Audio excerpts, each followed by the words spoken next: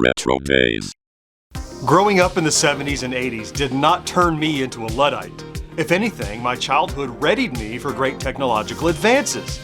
After all, the 70s and 80s were a time of new innovations. We experienced great leaps and bounds in the technological arena, including video games, televisions, radios, and computers.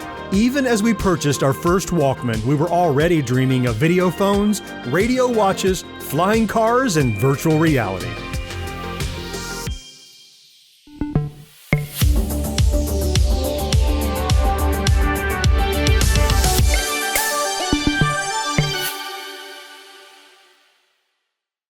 Technology is endlessly fascinating, and with every new advancement, my mind boggles at how different the contemporary world is compared to that of my childhood. I try my best to recall how I viewed the world as a 10-year-old, so when I remove this microcomputer masquerading as a phone from my pocket, I remember how utterly amazing it is. I own a mini computer that is capable of video calls, online networking, voice controls, taking pictures, recording voice, gaming, calculating, and so much more. My childhood self would have crapped his pants in amazement. So no, I'm not a Luddite. And yet, sometimes I really hate technology. I often try to remember the good aspects of our digital world because there are also plenty of bad things that come along with these advancements. Last year, 5 of my online accounts were breached in a concerted effort to separate me from my money. My email address had been part of online breaches, and coupled with weak passwords and lack of two-factor authentication, hackers were able to access the emails, and from there also breached Facebook, Amazon, and eBay. All in all, I lost about $170, which I had refunded and spent the better part of a week reinforcing my online security, setting up new email addresses, implementing every security measure available, and canceling credit cards. Not my favorite week, but it could have been worse. Even as I type this, I realize hacks happen so often that your response may simply be, "Oh, that sucks." Maybe you've had hacked accounts before and you realize usually it's a simple matter of changing some passwords, engaging security features, canceling a credit card, and getting a refund. If you're really unlucky, the breach goes as far as identity theft, in which case there's more to deal with. Generally speaking though, you'll get refunds and secure accounts and nothing much is lost in the process. Well, nothing much except perhaps your false sense of security and your trusting nature. And that's what actually sucks about a breach. The reminder that there are hundreds of thousands of people, and probably many more, who spend their time trying to steal from you. That's it. That's their job, and they're probably pretty happy about it. I doubt they sit around and ruminate over their life choices. Perhaps they feel as if they didn't have a choice at all, or maybe they justify their actions, deciding that targets won't really lose anything, or even the targets deserve it. When I used to imagine the fantastic places our world might go, these endless breaches and thefts never entered my carefree mind. The digital wonders meant personal robots, traveling over great distances through portals, space travel beyond our galaxy, flying cars, and understanding the mysteries of the universe. Not theft and hacking.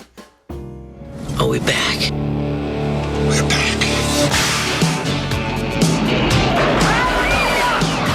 What do you mean we're in the future? October 21st, 2015. Marty, we're going to be able to see our wedding. Wow.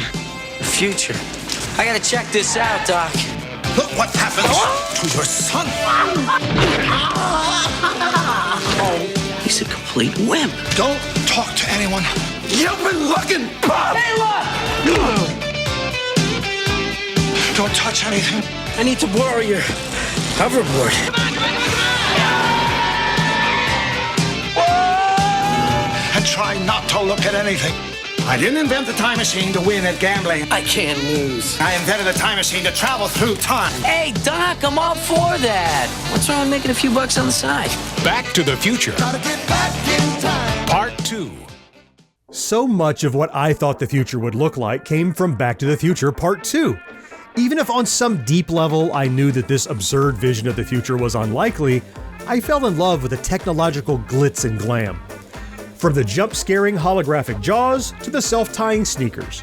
From the outrageous fashion to the tiny, dehydrated Pizza Hut pizza. It all looked equal parts ridiculous and tantalizing. Of course, more than any other element in the movie, it was the hoverboards that captured the imagination of theater goers of all ages. So much so that even today, there remain inventors intent on recreating the experience of skateboarding on air. And while there has been some headway, and certainly you can argue that there are indeed functioning hoverboards that exist today, none of them quite live up to the abilities of the boards in Back to the Future Part 2. This is real, folks. This is the real hoverboard right here. So forget everything you know. This is it.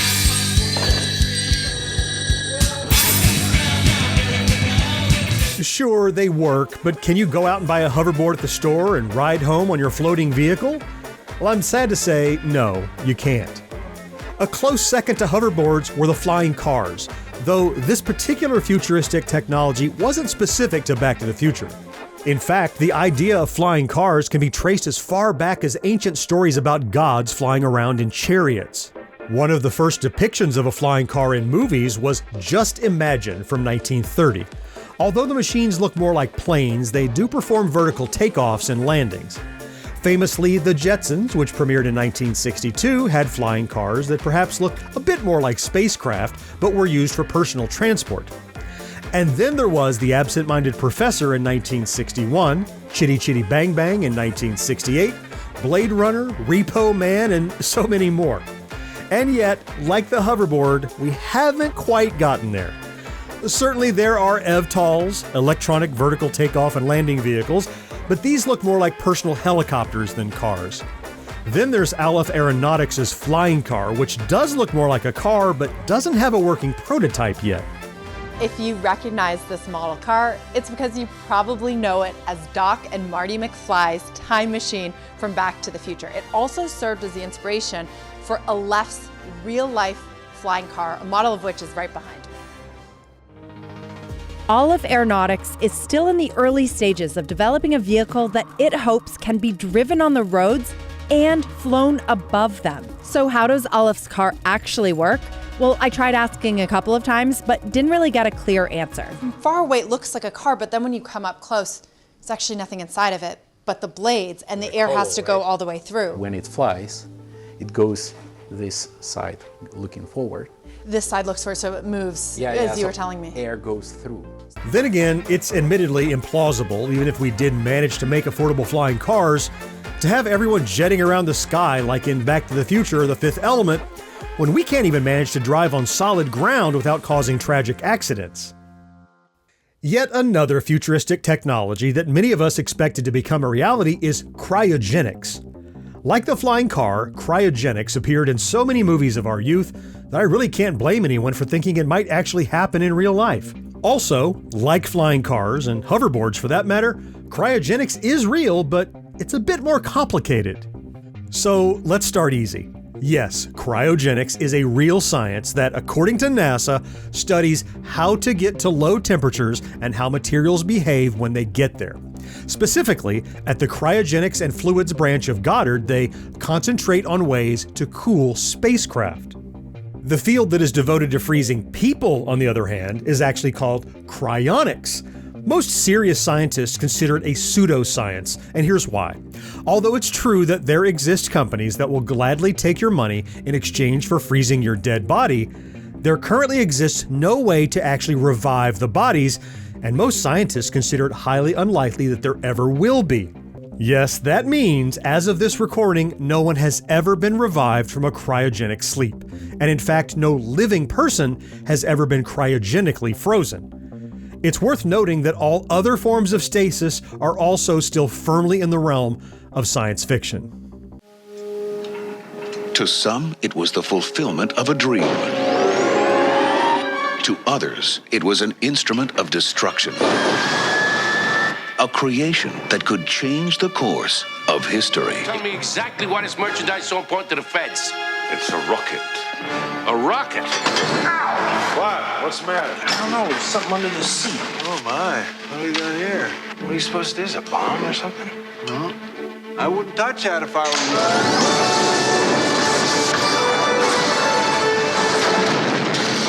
How do I look? Like a hood ornament. Stand clear. What was that?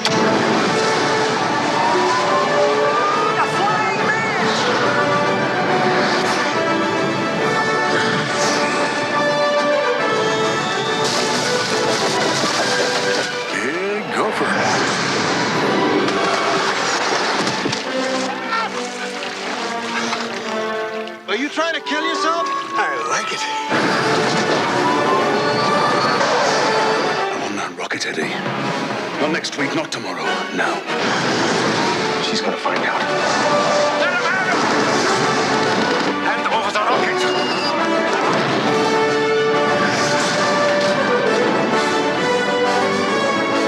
The Rocketeer. Go get him, kid. Jetpacks, on the other hand, are a working technology, even if they aren't exactly what we envisioned as kids watching The Rocketeer. Jetpacks would be commonplace, we thought, something you could strap on at a moment's notice and blast off into the sky. Did we truly believe this, or was it just fun to imagine a sci-fi future where people fly around like Iron Man? Where they blast off in flying cars, walk through transportation portals, and take leisure cruises to the stars? Despite how we might have imagined it, the jetpacks of today are far from consumer products.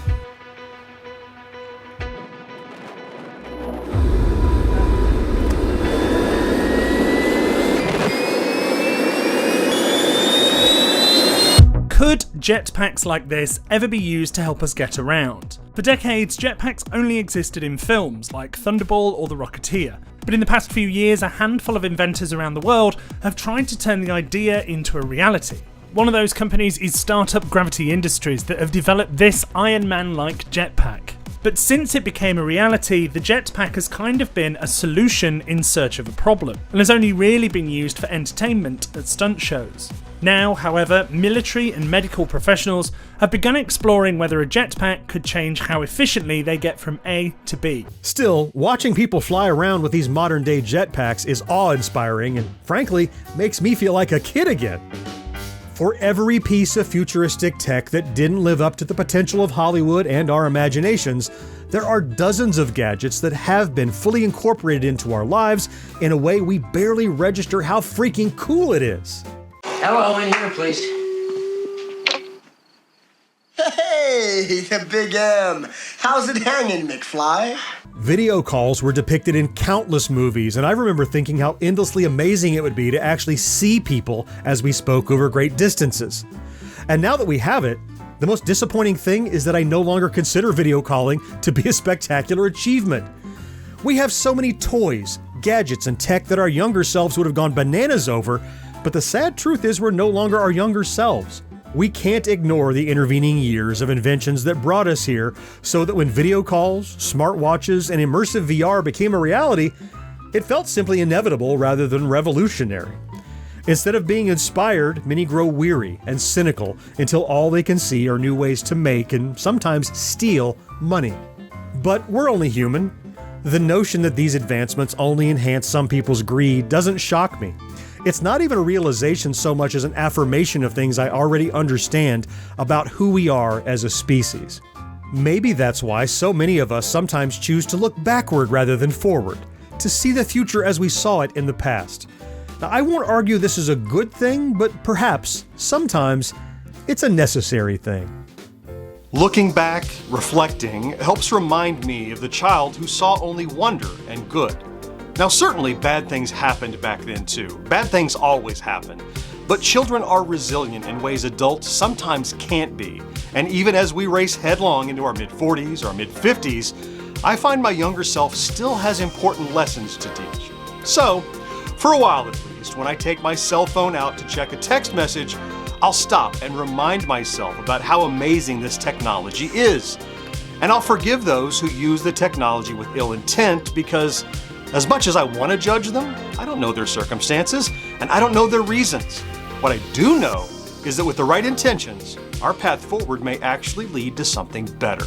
Something of which even my older self could still sit in wonder. So tell me, what amazing futuristic technologies were you most excited about as a kid? Did they become a reality? Do you perhaps even own some of those very gadgets now as an adult? You know, I'd love to hear about it down in the comments. And if you enjoy our content, please consider liking this video, subscribing to the channel, and maybe even activating that ubiquitous notification bell. It really does make a huge difference. Let's meet again next week to celebrate yesteryear, right here on RetroDaze. Clicky clacky.